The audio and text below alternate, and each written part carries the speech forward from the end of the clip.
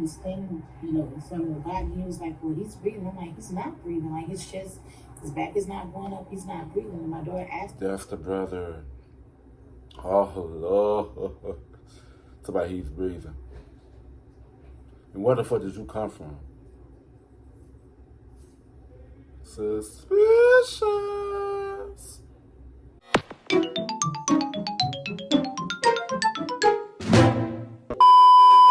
Yo, what's good? What's going on, YouTube? It's your boy Kewonis CB, and now I'm back with another reaction video. You know what I'm saying? Today's one was reacting to mother discovers her son killed his own brother. You know what I'm saying? Damn, bro. What the fuck? I seen this on my recommendation. I'm like, oh, let me react to it. You know what I'm saying? Cause a lot of my supporters tell me to react to more true crime videos, so it's a good true crime video. You know what I'm saying? But yeah, man. Yeah, man. You like to give a thumbs up, you don't give a thumbs down, cause y'all know why. I really don't care. Just for sure, you know what I'm saying. If you want to see more reaction videos to me or any other videos from me, you guys go on my channel, take more videos. If you do my videos on my channel, go ahead and click that subscribe button. You know what I'm saying? Yeah, subscribe. Let's get straight into this video. Let's get it, yo. All right, let's go.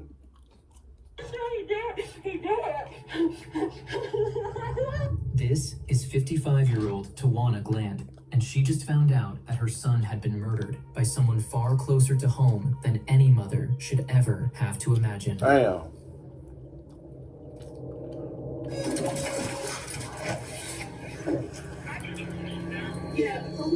35-year-old Taiwan Gland's lifeless body was found by bypassers in the middle of the night, lying in the center of the road. It didn't take long for detectives to realize this was no accidental death, as Taiwan's injuries painted a horrifying picture. At first we thought it was a pile of clothes. She got closer. I looked over, she looked over. I was like, Mom, is that a body? She was like, oh my God. He don't look like he was thrown out.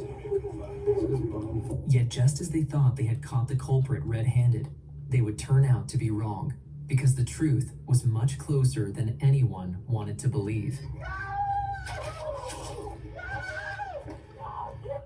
That's a woman. That's a mother's worst nightmare, to lose a kid.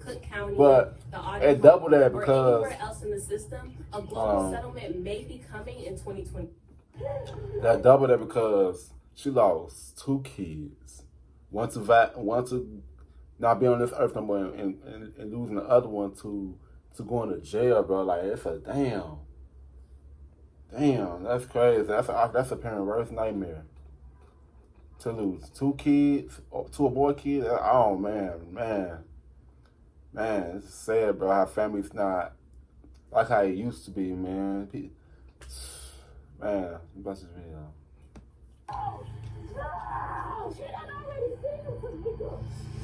What started as a possible accidental death would become one of the most heartbreaking cases in Pinellas County. Get on the ground! Block it!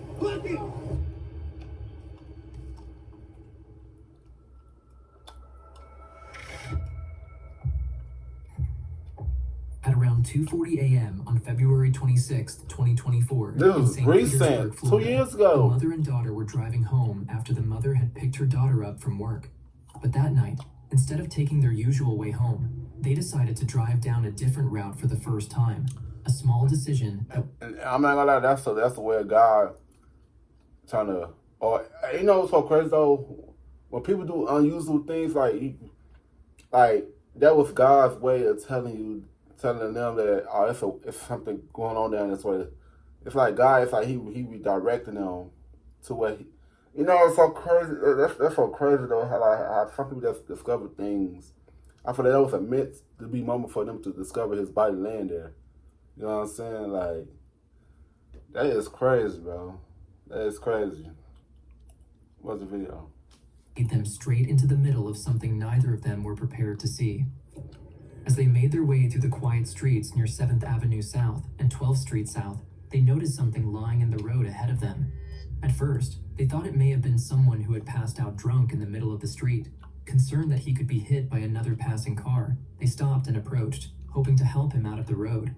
But the closer they got, the more disturbing the situation became. The man wasn't responding. He wasn't trying to move. He wasn't moving at all. And within moments, the two women called 911, unknowingly becoming the first people to uncover the lifeless body of 35-year-old Taiwan Gland lying alone in the middle of the road.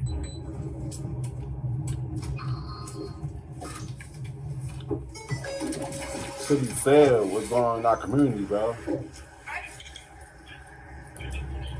Yeah, the police is here. Go walk over there.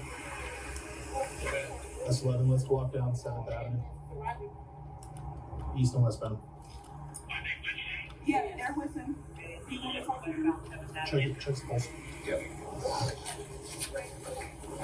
I know being a police officer, a firefighter, a paramedic, that should be hard for hard for them, man. There's something in the front seat.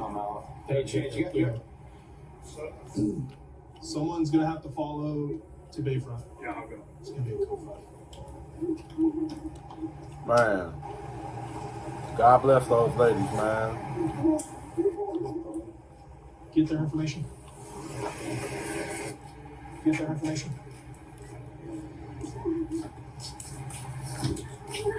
I'm sorry, can I get your guys' info real quick? Yeah, he's done a lot of things. Mother, I'm sorry, can you spell it for me? DYMON,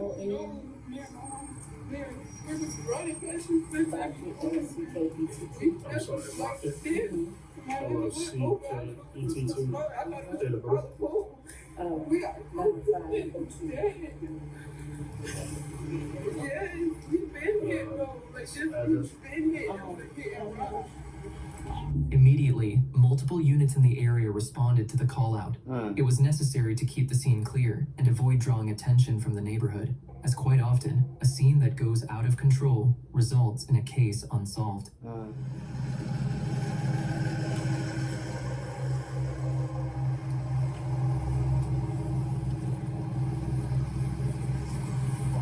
Apartment 206. And what exactly did you see? We were coming down this road right here. I'm telling you, that was meant for them to see that. Right here.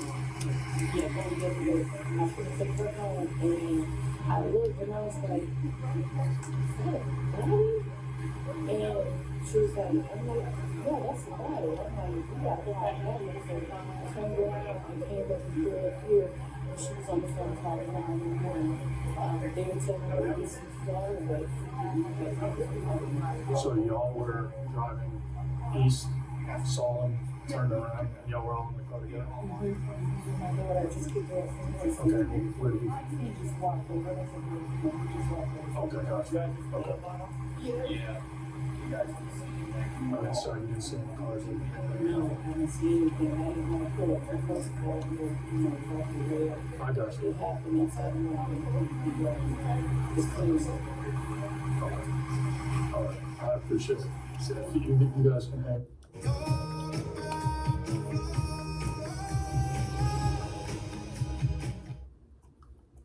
If you got hit, even as a passenger or in an Uber, you need to try this. I'm an attorney. I've been doing this for years. And I'm standing here because most people walk. Hang right there for us. I really appreciate it. Thank you very much. Paramedics attempted to help Taiwan, yet his injuries were too severe, and it appeared he was already in the early stages of rigor mortis. Rigor mortis is the natural stiffening of the body that begins after death. It does not happen instantly, which meant Taiwan had not just collapsed moments before they arrived. He had likely been lying there for some time before the mother and daughter ever came across him. And with Taiwan showing no signs of life, the scene quickly shifted from a possible medical emergency to something far more serious. Damn. That should be crazy, though.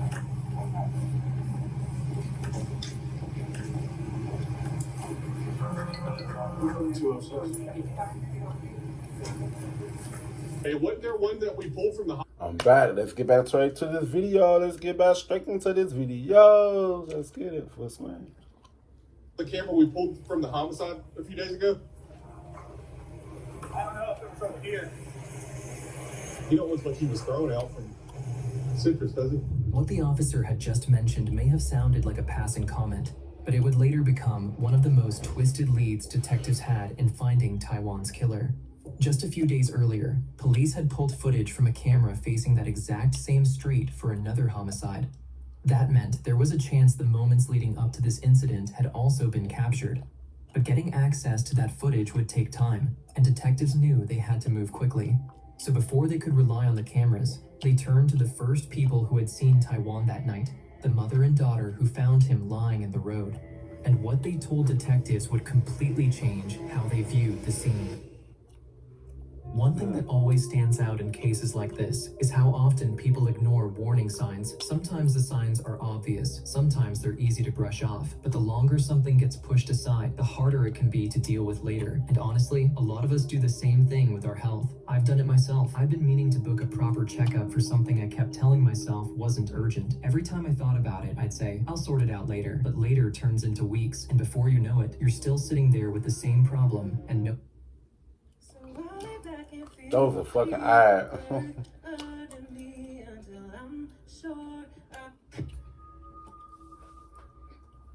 So, okay, what did you were you in the car here? Yeah. Okay, what did you see? Me and my mama were running past. She was gonna drop me off to my boyfriend's house. And at first we thought it was a pile of clothes. We was just riding past, was having a normal conversation. She got closer. I looked over, she looked over. I was like, Mom, is that a body? She was like, oh my God, somebody is in the road dead. After that, she turned around and I literally got on the phone call. Like, she didn't even stop the car. I was on the phone. You guys were coming down this way? Yeah. Okay. Do you know how long ago that was?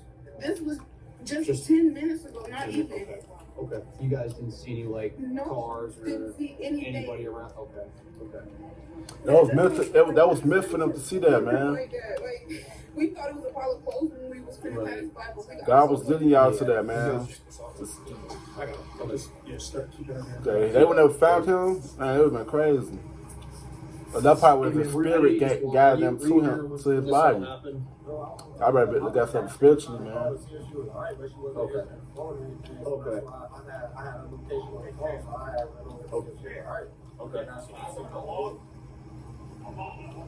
Okay. All right. That's probably a boyfriend. At first, because of the shock and confusion of what they had just discovered, the witnesses failed to mention one vital piece of information. But it wouldn't take long for them to realize that something they had seen just moments before finding Taiwan may have been directly connected to his death. And once they told detectives what they remembered, the case would begin shifting away from a possible accident and towards something much more sinister. Until then, the cops had to shift their attention to the nearby houses in hopes of someone seeing something. Hey,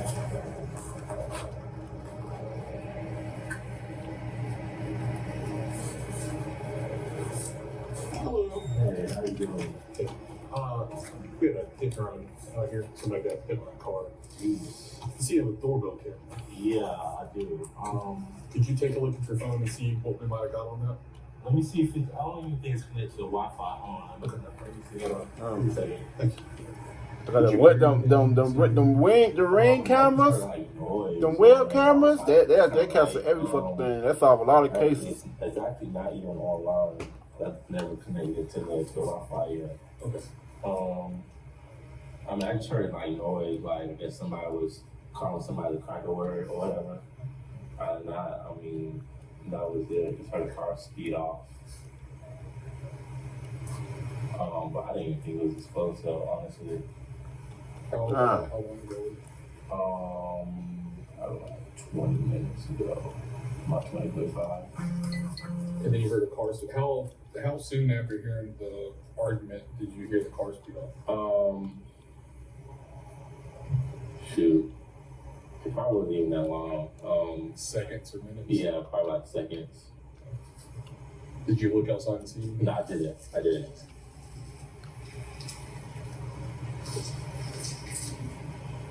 How many voices did you hear? I don't heard one. Detectives were hoping to find camera footage showing exactly what happened, but instead, they received another piece of information that helped build the picture. Although the neighbor's ring camera had not recorded the incident, he told officers he heard arguing outside, followed by a car speeding away. This was important, as it suggested there may have been a confrontation before Taiwan was killed. But because the neighbor never looked outside, he couldn't say who was arguing, who was driving, or what actually happened. So while his statement gave detectives a lead, It still wasn't enough to prove who was responsible. Can I have you move it just right over here? I'll lift the tape up for you.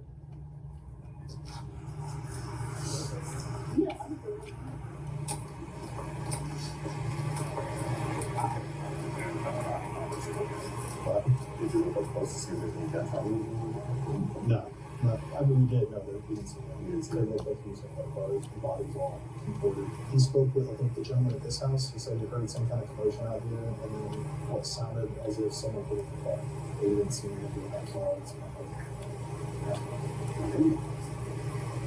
I'm gonna back up this way. As forensics arrived, they secured the body and began canvassing the area for any physical evidence left by the killer. Yet the area was spotless, bringing them right back to square one. The intensity of the call-out began to calm down, and the original witnesses were just about to leave and head home. But before they did, they suddenly remembered something crucial, something they should have told detectives much earlier. By this point, detectives had already been on scene for nearly 3 hours, and by that time, anyone connected to Taiwan's death could have been long gone. What the witnesses were about to reveal may have seemed small at first, but it would immediately raise new concerns. So, what time did you get off work? Closest to the pen for an And that made them look suspicious now. I popped out at 2:07. 2:07.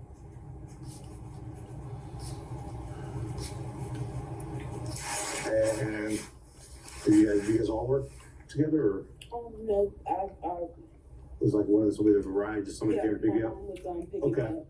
She was ready, and my boyfriend, who lived down the street, he ran here to me. Is that where you were headed? Was to your boyfriend's? Yeah. Okay. So tell me how you guys find yourselves involved in all this tonight. Like I said, my mom we stopped at the corner store out there earlier for a quick little thing. Then she was coming down this street. She usually turned on 10th Ave, but she turned on this street to come down. So that was meant for them to come down that street. Distance, it literally looks like a pile of clothes that's in the street. So I'm thinking to myself, me and my mom are thinking to ourselves, wow, like somebody just throwing piles like clothes up. So as we get closer, my mom was like, oh my gosh, I think that's a body. So I'm looking as well, because now that she's getting closer, it does look like you can see the legs and the feet, and then his backside and everything was out. I'm like, Mom, that is a body. Like, we gotta call the police. She made a U-turn right there. She turned around and she pulled up. Right here at 12th Street? Yeah, right there. Okay. And she pulled up to the speed hump right there, put her lights and stopped in front of him. And that's when I was on the phone with the police. I had made the phone call as soon as she made that turn around. And when she pulled up, I was deeper into the conversation. I got up the car because the operator was like, is there any way you can see if he's breathing, or if you do CPR or anything like that? The closer I got, his chest did not rise up not one time. Okay. So I knew for a fact he was gone. And that's why I was telling the operator that he's gone. I can't do anything. And that's when the police said, you guys arrived, and then I hung up the phone and he went out right there. So how close would you say you got as you walked up onto him? I would say about like a few feet, because But you never touched him or anything like that? Okay. The operator was trying to have me flip him over, but I was telling him it's no use to flip him over because he's gone. I can't do anything. Okay. So I never touched him at all. Okay. And you said this is your boyfriend here, so he just came down from the house to call him? I didn't call him. He has my location, so he knew you were stopped for some reason. Okay. All right. And you don't recognize him at all? I do not, sir, at all. I looked at him, but I really didn't look at him because that's traumatizing to me. But I recognized that I saw. I did not recognize him at all. Okay. How are you holding up with all that? Are you doing all right? I'm okay. I'm a little shaky, mostly cold, but I'm a little shaky of that situation as well. But it's just the images keep replaying. That's the first time I've ever seen something like that. So that is traumatizing to me. But I'm okay. I don't know. Something, I don't know. I may be wrong, but something tell me that the boyfriend might have did that shit. She trying to make an excuse for him. I don't know. I could be wrong. That's why they turn around that street to say going around the original way, because This might be the brother girlfriend. He probably tell the girlfriend, I'll go run that way. The body right there on such avenue. That he ran over there quick. I could be wrong. But that could be a possibility. Watching these, the boyfriend might be the killer. That might be the boyfriend's brother right there. You know what I'm saying? And he just put his girlfriend in jeopardy. I could be wrong. Just a prediction. Let's watch this video. Thank you guys so much for your help and everything. My name is Bobby Long. I know you already spoke with Detective You like Steve Wilkos? Some of it, or I believe you did. You do so like we Steve work kind of Wilkos hand in hand on from the this. side. He handles a lot of the traffic side and some of the person side. So I just needed to get some quick info from you, and then we'll get you guys out of here. She purchased whatever she purchased from there, and then we coming down this road right here. I was gonna take her home, turn right there, make her right at that corner. And I thought it was just, we both thought it was just some clothes that they tossed out. Okay. And so when I passed, I was like, no, that's a body. So I turned around right there and came and pulled up, and she called 911. Okay. Do you happen to remember about what time that was that you came by here? I mean, I can look up the 911 call and see. And she called at 2:35, so that was like this. So just a couple minutes, about 2:35, right? And when you were coming this way, is this like the route you were just normally coming to drop her off? That's the thing. No, normally I turn down 10th Avenue South. Okay. But for whatever reason, I was like, nah, I'll turn down Campus Park. Right. It's a straight shot right there to her house, and I'm glad I did. Right. You might not be here if you didn't. That's what I'm saying. Like, that could be the case too. Like, it's like the spirit of the deceased might, or God probably told them, oh, go down this way. I'm trying to tell y'all, bro. And she listened, bro. You got that strong feeling to go down a certain area. I mean, like, something's trying to tell you. It's a reason why they grasp you. Why? It's a reason why your body is telling you to go down that way, because for you to discover something. I'm trying to tell y'all. Man, for real. Watch the video. Yeah. So by the time you came by, were there any other cars? There was no cars in the road. Nobody was out here. It was just her and I. Like I said, we thought it was some clothes until I rode by it, and I was like, no, that's a body. Like, and he's not moving. So I turned around right there and pulled up where the hump is.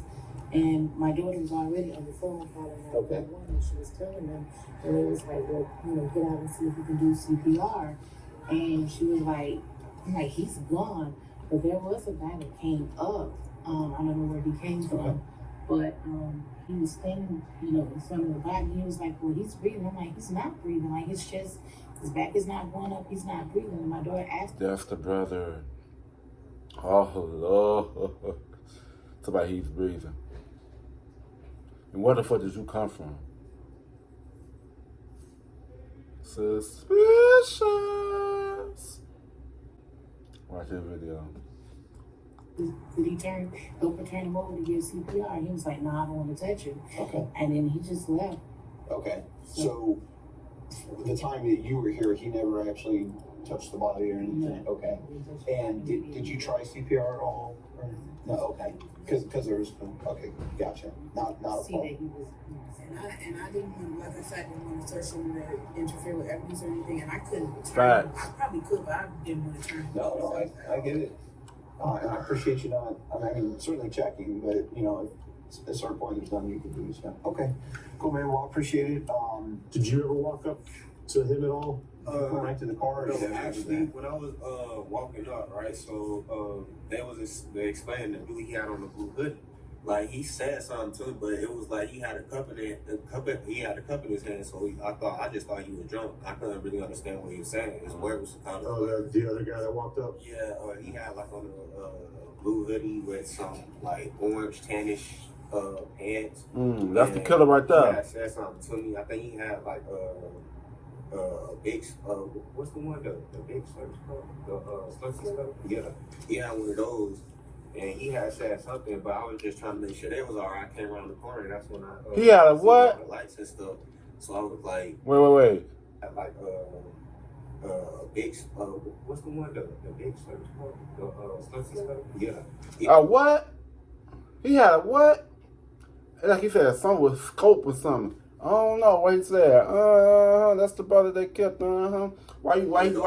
And he had said something, but I was just trying to make sure they was alright. I came around the corner, that's when I. My bad, boyfriend. I thought you was a killer. I was just trying to make sure they was alright, because at first I thought, I didn't know what was going on. You never walked up to the body at all? No. Okay. This was something the witnesses should have revealed earlier. Right. Yet in the midst of processing what they just saw, it was understandable why that could have slipped their minds. Right. They admitted to seeing a man at the scene before they called the cops, who... Eve Online, I'm back. Immerses you in a universe without... who was clearly aware of the body in the road, but did nothing. And when the witnesses asked for his help to check on Taiwan, he refused and left before the cops arrived. You kid. Naturally, this set off some major red flags for the detectives, as he was there before the women noticed Taiwan in the road, and he didn't call the cops. He did. That's the one that killed him. That's his brother. Immediately, the police department deployed canine trackers and units to scope the area in hopes of finding the man. And when they found the man description a few blocks down, it wouldn't turn out as expected. You're gonna get bit! What's up? You're gonna get bit! Get on the ground! What's up? Get on the ground! What's up? K9's gonna be playing. Show us your hands. You will get dog bit. Right now. This is your final warning. Show us your hands now. You'll be bit by a canine. What's up? Hey, 268, just watch your position. If it comes down to you. What's up? What's up? What's up? Fuck it. No, here. Fuck it. Zeus, here. You got 3 of them. Here. Food, here. Here.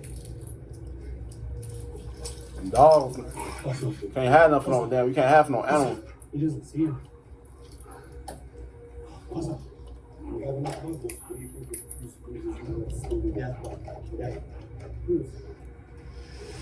The man refused to cooperate with the police and ran away upon contact, setting off an unexpected chase that would take a turn for the worse. Watch him.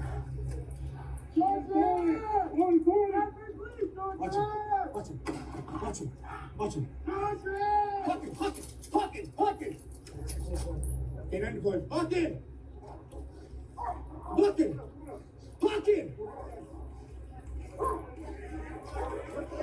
Get on the fucking ground.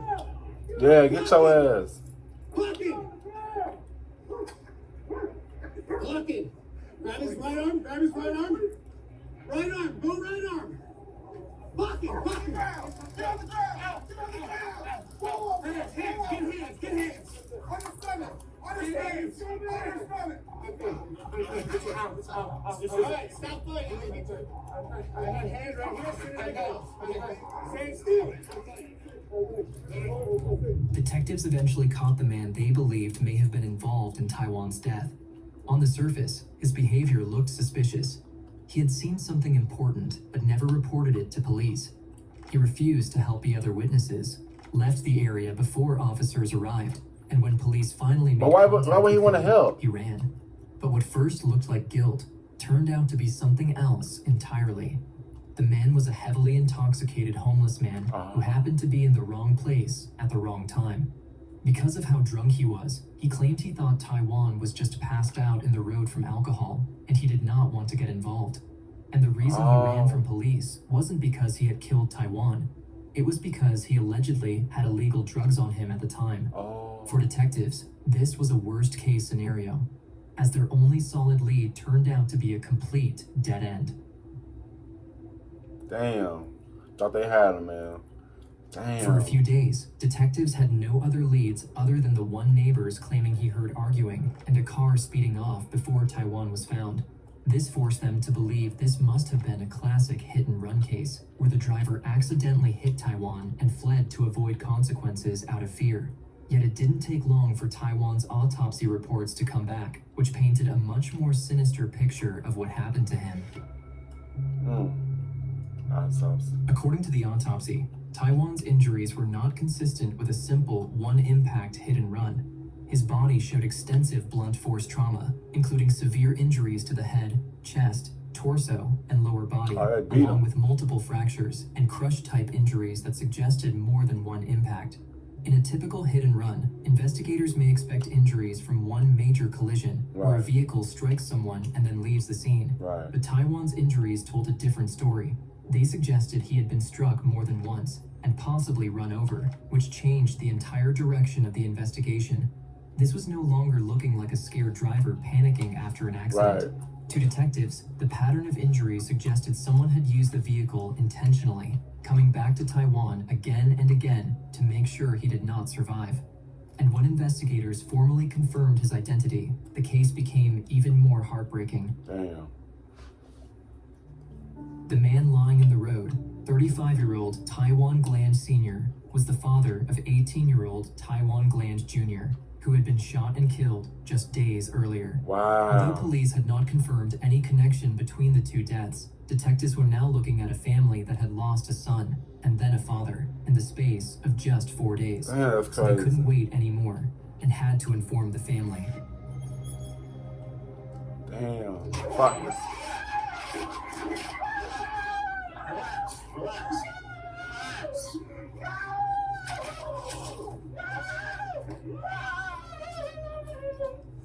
Relax. Relax.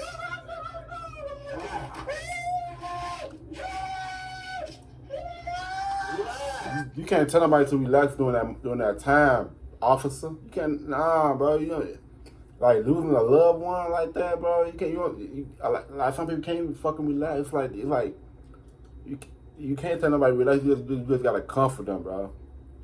So relax. They can't relax, bro. They just lost a loved one. How the fuck you can relax with that shit, bro? You know, you just gotta be there. That's comfort them, bro. Comfort them. That's what's wrong with these police. How they don't really show no empathy these days, bro. Watch this video.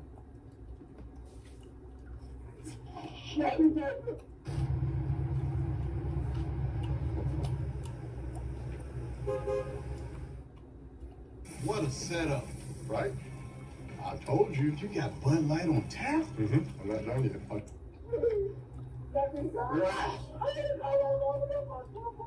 Relax.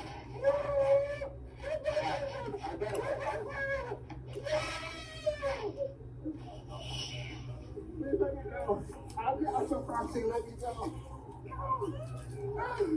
No.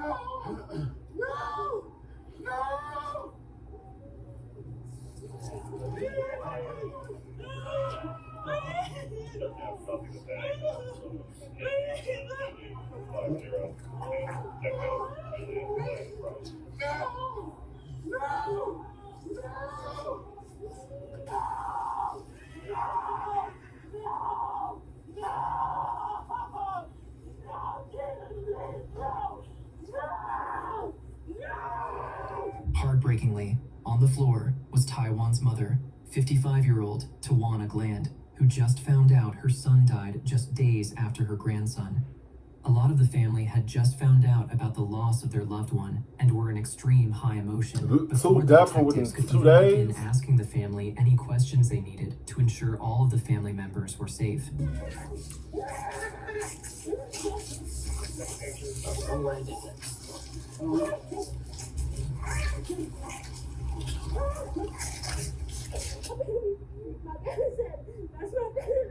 That's your dad. He's just that mom. Look at his shoe.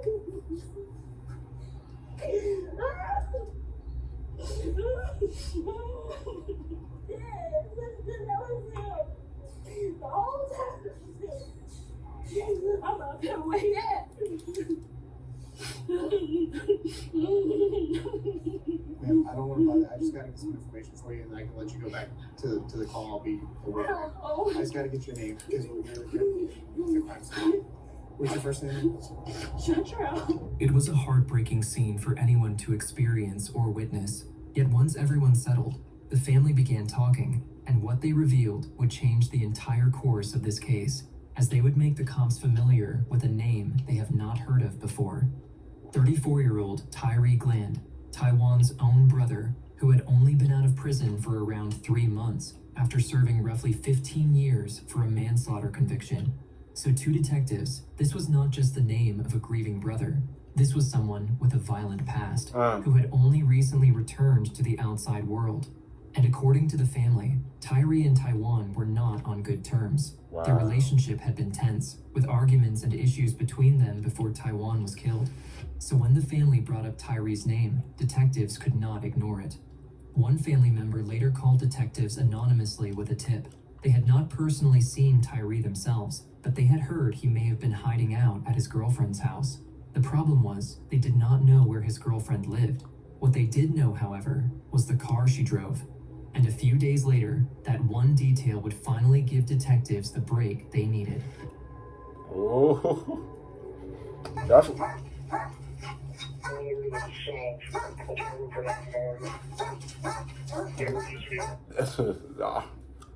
that's what you can't hide for these motherfuckers these days, boy. They'll find your ass. That's how I feel like. But it's off. If they really want to find out something, when they find something, when to solve a case, they could just look up the cars and stuff, look up your information and stuff, who you connected with you, I might say for these days.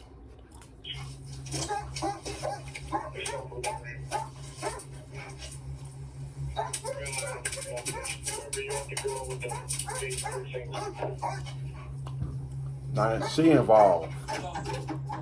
You got your license and registration on you?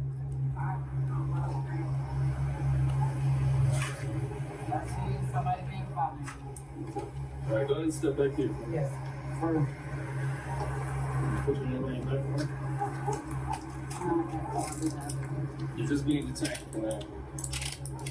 Stay in the car, please. Don't cry, baby. Don't. That's my daughter. Okay.